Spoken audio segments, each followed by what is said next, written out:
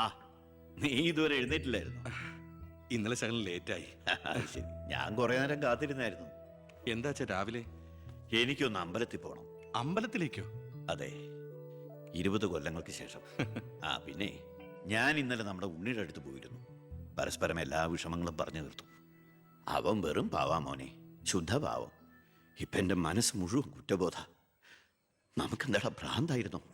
ആവശ്യമില്ലാത്തതൊക്കെ ചിന്തിച്ച് ഒടുവിൽ നമ്മുടെ ഉണ്ണിയെ ഓർക്കുമ്പോൾ തന്നെ സഹിക്കാൻ വയ്യ. ഞാൻ ഇതുവരെ ഉണ്ടാക്കിയ കോടികളുടെ കള്ളപ്പണം മുഴുവൻ സർക്കാരിന് തിരിച്ചേൽപ്പിക്കാൻ പോവാ. എന്താ നീ എന്താ ഒന്നും മിണ്ടാത്ത? ഞാൻ എന്നും അച്ഛനെ അനുസരിച്ചിട്ടല്ലേ ഉള്ളൂ. അച്ഛൻ എന്തു പറയുന്നോ ഞാൻ അതുപോലെ ചെയ്യാം. ഇതുപോലെ തങ്കപ്പെട്ട മരുമക്കളെയും മോനെയും കിട്ടിയതാ എന്റെ സമ്പാദ്യം. എല്ലാം നല്ലതിനാണെന്ന് ഓർത്ത് സന്തോഷിക്കാം അല്ലേ? പവി, അമ്പലത്തിൽ പോയതിന് ശേഷം ഞാൻ ആ വഴി തന്നെ തിരുവനന്തപുരത്തേക്ക് പോകും. അവിടെ ഒരു പത്രസമ്മേളനം അറേഞ്ച് ചെയ്തിട്ടുണ്ട്. ജനങ്ങളുടെ മുമ്പിൽ ഞാൻ എന്ന അഴിമതിക്കാരൻ്റെ കുറ്റസമ്മതം. എനിക്കിപ്പോൾ വേണ്ടത് മനസമാധാനമാണ്. മനസമാധാനം മാത്രം.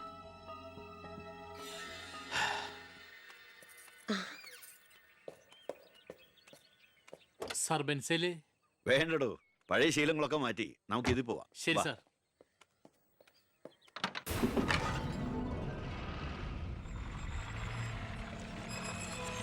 White ambassador KL1888 X minister Balagangadhara Menon. 8 മണിക്ക് മുമ്പേ കാർ നാഷണൽ ഹൈവേ വഴി വരും. കൊലപാതകമാണെന്ന് ഒരിക്കലും സംശയിക്കാത്ത വിധത്തിൽ കാര്യങ്ങൾ തീർക്കണം. ഓക്കെ?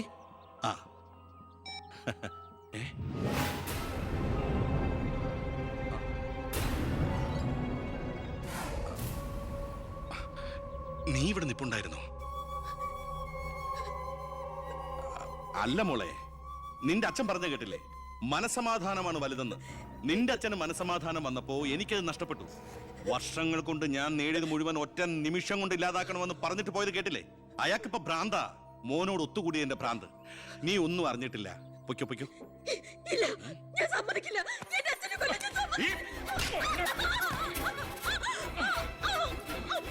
ശബ്ദിച്ചു പോരുത്, കൊന്നോളെ ഞാൻ. ഇത് പുറലോകം അറിഞ്ഞ നീ നിന്റെ പുന്നാര മക്കളും പിന്നെ ജീവനോടെ ഭൂമിയിൽ കാണില്ല. മനസ്സിലായി?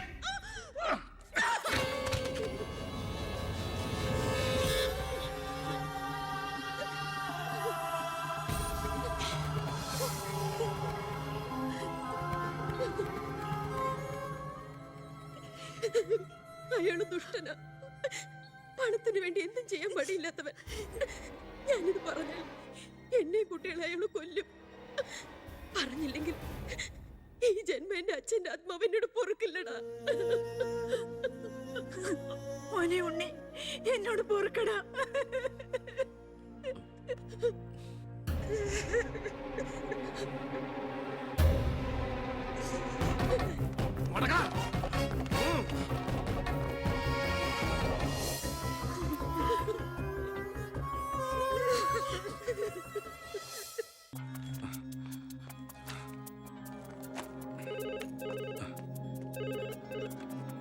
ഹലോ, സിംഗപ്പൂർ ഫ്ലൈറ്റിന് ഓക്കെ അല്ലേ? അടുത്ത ഫ്ലൈറ്റിൽ തന്നെ വേണം.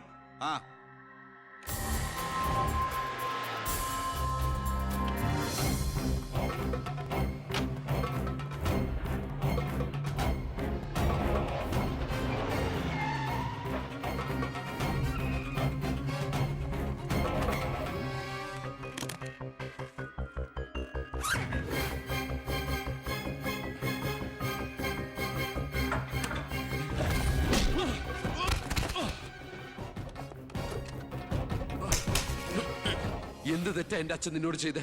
എന്തിനാ എന്റെ അച്ഛനെ നീ? ഞാനെന്ത് ചെയ്തെന്നാ? നീ ഒന്നും ചെയ്തില്ലല്ലേ?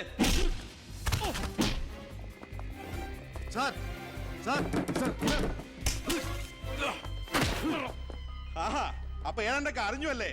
പക്ഷെ ആ കൊലയ്ക്ക് പിന്നെ ഞാനാണെന്ന് നിനക്കൊരു കോടതിയിലും തെളിയിക്കാൻ കഴിയില്ല. അത്രയ്ക്ക് പ്ലാൻഡ് ആയിരുന്നടാ മാത്.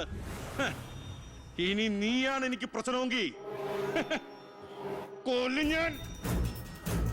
എന്നിട്ട് കാശെറിഞ്ഞൊരു ബിനാമിയെ കൊലയാളിയാക്കി നിയമത്തിന് മുമ്പിൽ ഇട്ടുകൊടുക്കും. വെറുതെ എന്റെ യാത്ര മുടക്കരുത്.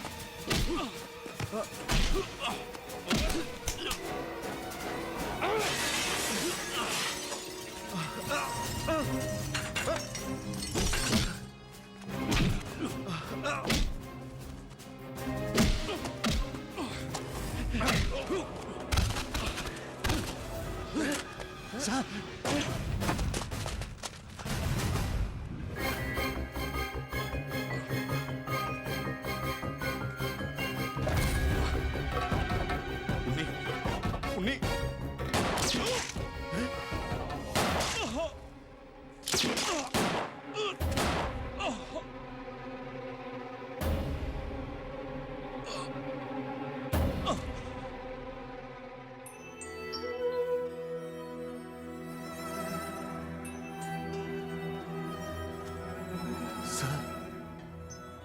ഞാനിത് ചെയ്തില്ലെങ്കിൽ അച്ഛൻ്റെ ആത്മാവിന് ശാന്തി കിട്ടില്ല.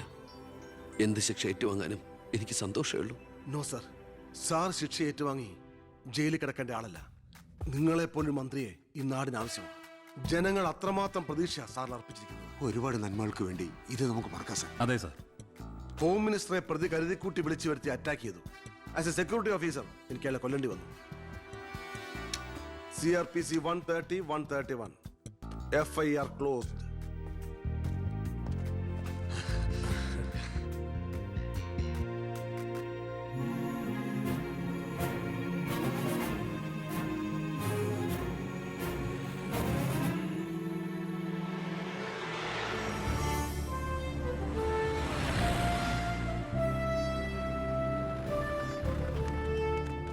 നമസ്കാരം സാർ. കൃഷ്ണകുമാർ നന്നാവുന്നുണ്ടോ തന്റെ ഭരണതന്ത്രങ്ങളും പരിഷ്കാരങ്ങളും? വിചാരിച്ചില്ല ഇത്രയും. ഞാൻ ഭരിച്ചിരുന്ന മന്ത്രിസഭയില് തന്നെ പോലൊരു ചങ്കുറപ്പുള്ള മന്ത്രി ഉണ്ടായിരുന്നെങ്കിൽ ഞാൻ കാണിച്ചു കൊടുത്തേനെ ഈ കേരളം റിയൽ ഗാഡ്സ് ഓൺ കൺട്രിയാണെന്ന്. പക്ഷെ ഇവിടെ ഡെവിൾസ് ഓൺ പീപ്പിളാണ് സാർ കൂടുതൽ. ഒക്കെ ശരിയാവും, ശരിയാക്കണം. കുറച്ച് സമയവും ഒരുപാട് കാര്യങ്ങളും മെനക്കെടുത്തുന്നില്ല. നടക്കട്ടെ.